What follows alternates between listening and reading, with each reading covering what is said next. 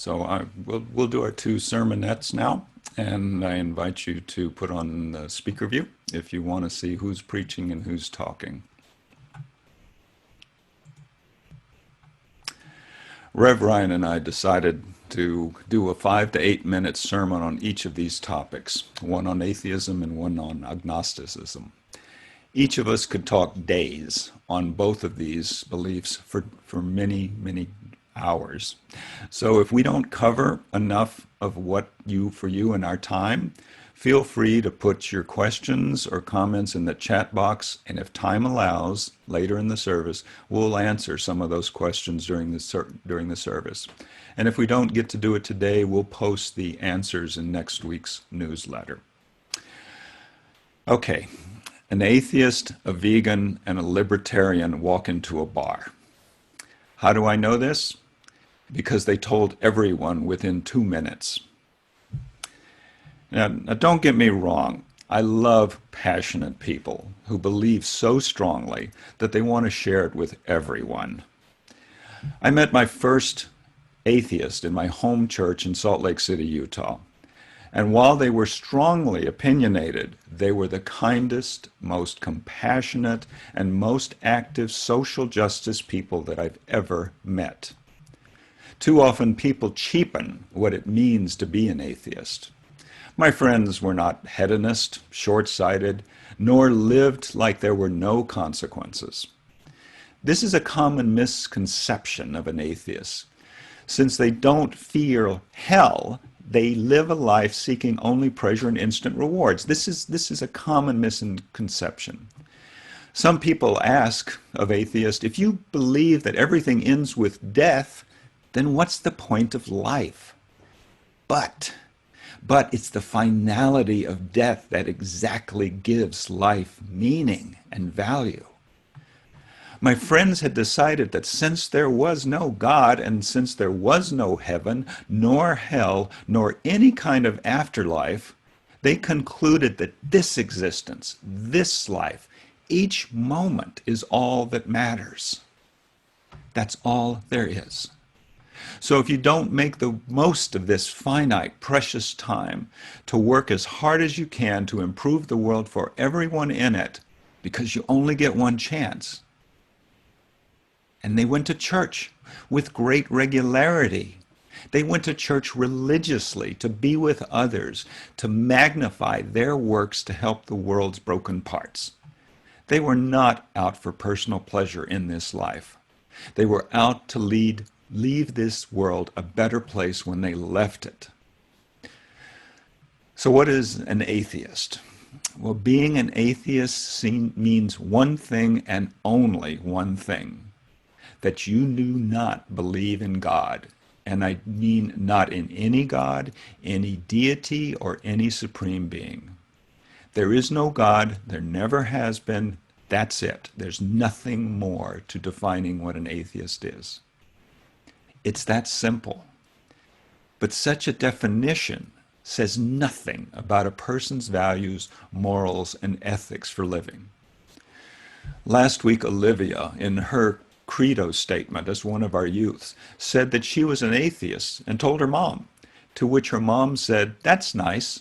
What kind of atheist are you?" And this is where atheism becomes amazingly diverse and complicated. And non-atheists criticize the variations and categories of atheist as if a belief system amongst humans could be consistent.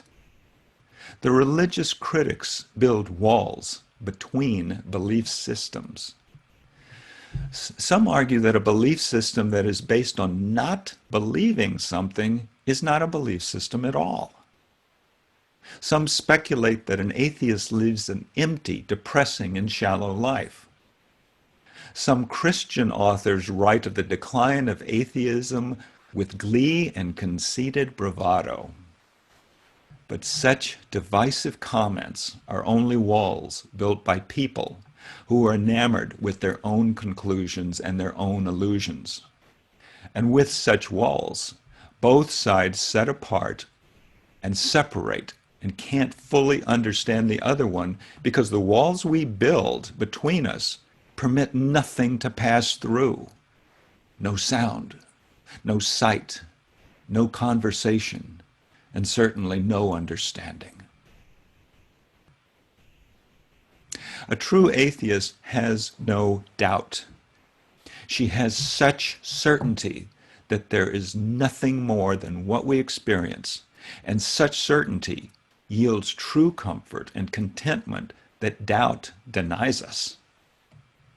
An atheist has answered all of life's questions about meaning with an answer that we are here by sheer luck, and it's up to us to make the best life possible for everyone around us and for those who will come after us. For me, that's a belief system worth learning from. I'm going to end with a short video of a famous atheist, though he was not quite as kind and compassionate as my friends in Salt Lake. Our Universalist ancestors in this denomination concluded long, long ago there was no hell. I will invite Ryan to share with us his thoughts. Man, so I like the fact that I get to do agnosticism, because though I've tried my damnedest over the years, I've never actually succeeded at being an atheist. You see, I sometimes get very, very angry at God, and I feel guilty about that, because the anger is actually an affirmation of faith. You see, you can't get angry at someone who's not there. Hence the basis of my agnosticism moving forward. I've referenced a lot of times to you guys, I qualify myself as an agnostic Christian mystic. And I'm going to get to that a little later. I'm going to close out this little mini sermon with that. But because Russ started with a joke, I feel the need to start with a joke. And after having George Carlin head me up, like I'm going to give my best, but who's going to live up to that? So kind of like Russ's, here's the agnostic side, and you guys can fill in if you're really quick in the comment bar. If you can think of an answer, go for it. What do you get when you cross an insomniac, an agnostic, and a dyslexic?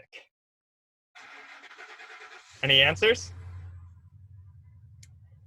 Someone who stays up all night wondering if there is a dog.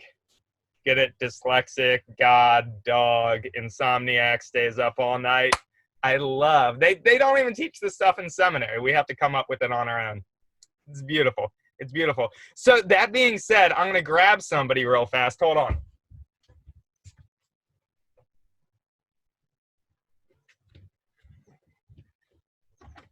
All right.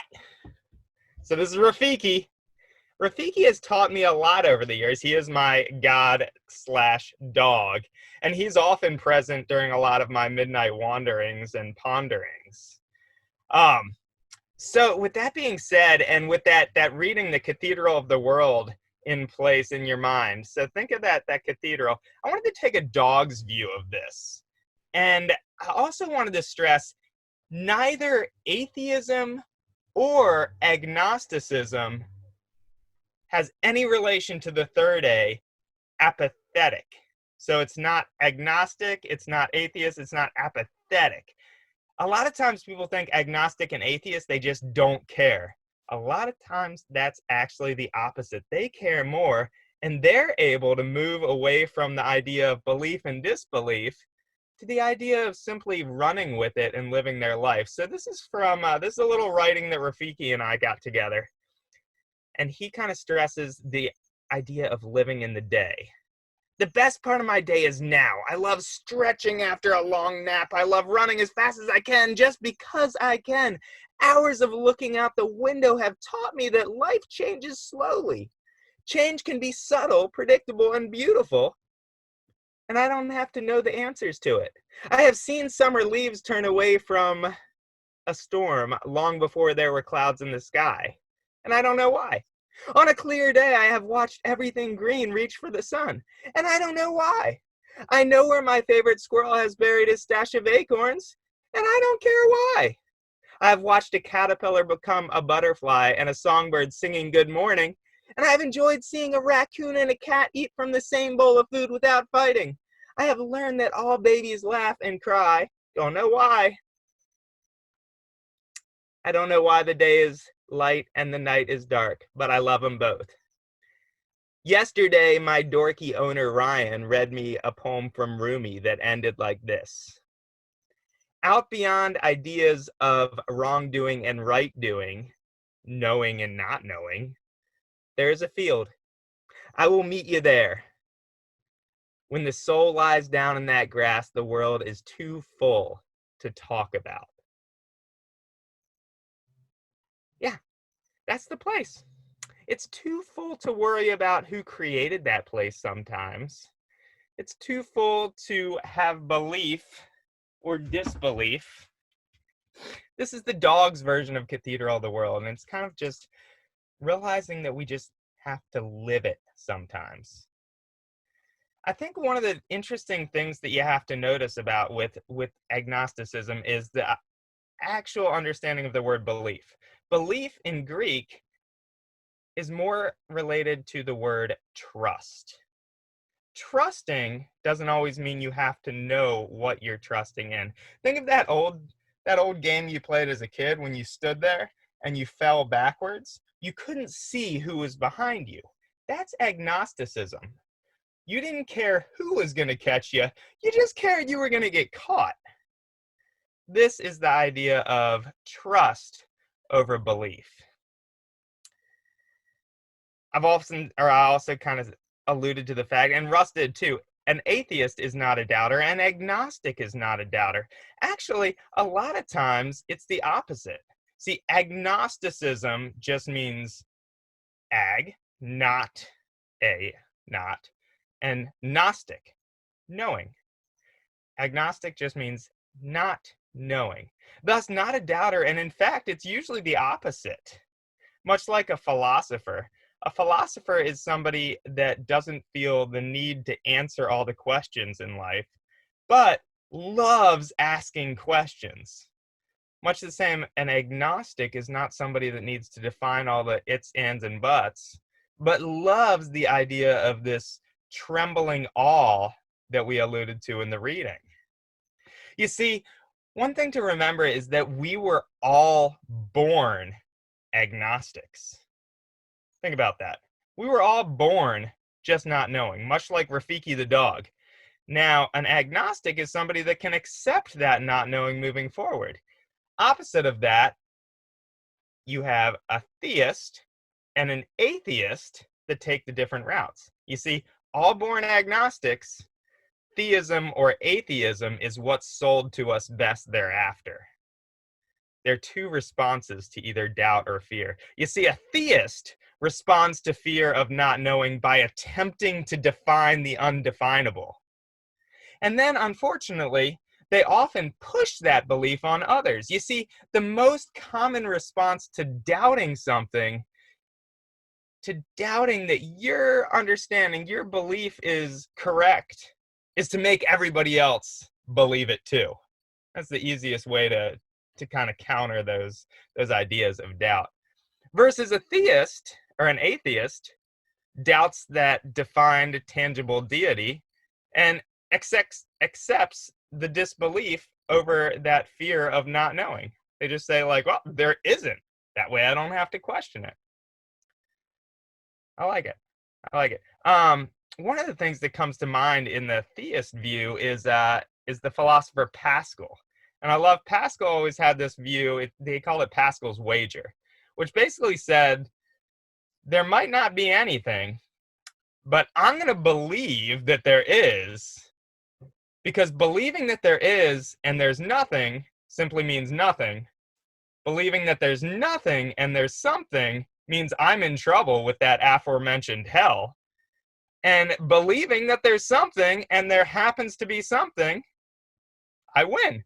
So it's kind of that like tails you win, heads you lose mentality. The other side of that is it's by Bernard Russell, and he says, if there were a God, I think it very unlikely that he or she would have such an uneasy vanity as to be offended by those who doubt his existence. So that's kind of his view on Pascal's wager of saying, oh, if there's a God and they're all loving like you said, they can't be vain enough to care if I doubt. That's just it. I want to kind of close out this little time on agnosticism by just embracing this beauty that is doubt, that is not knowing. And thus I return to my personal affiliation, like I said, as an agnostic Christian mystic, kind of in relation to that whole insomniac, dyslexic agnostic. So just break that down with me, and then we'll close and we'll go to questions if we have any. Agnostic Christian mystic. Agnostic, bottom line, I don't know. Christian is the one that makes the most sense to me right now.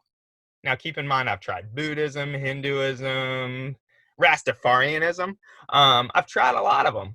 Christian is my flavor of ice cream currently. So agnostic, not knowing. Christian, that's my taste. Mystic simply means I know by experience in the moment. That's what Rafiki the dog has taught me. So agnostic, Christian, mystic. With that, I want to embrace everybody to go about this day of beautiful unknowing and go to that roomy field and play with their dog and live in the present. Amen.